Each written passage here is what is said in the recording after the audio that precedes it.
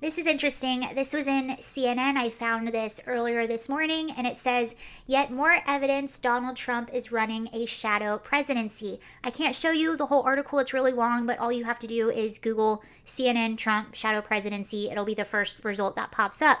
But the evidence they provide in this article is when Trump actually called the families of the fallen 13 soldiers in Afghanistan. I can't remember if he called all of them or just a few of them, but this came right after the controversial meeting some of them had with Biden at the Dover Air Force during the dignified transfer. Some of the families or family members refused to meet with Biden, and some of them were quite confrontational. So after this, Trump gave a call to some of the families.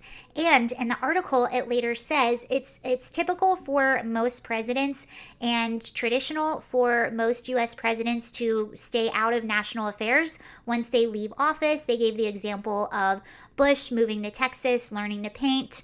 The Obamas were away for a while, and that is typically what presidents do.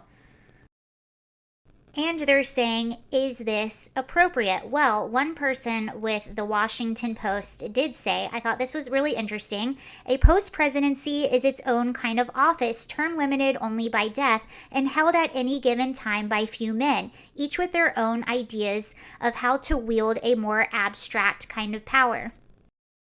More evidence is Trump visiting the police department and fire department on the anniversary of 9/11. Here is another photo of him on the anniversary of 9/11. You can see he's in the middle and everyone is around him.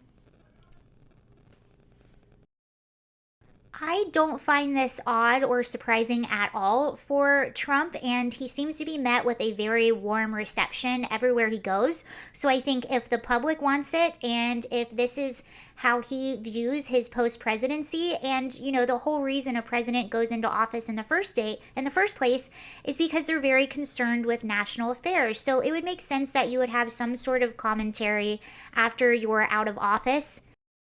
I do not think it undermines the current presidency or administration. This is a democratic society and the public decides. So if the public is receptive, then I don't see anything wrong with that. They are quite receptive. Here's Trump this past weekend at the Holyfield Belfort fight. Just honored. We just thank you. We want Trump. We want Trump.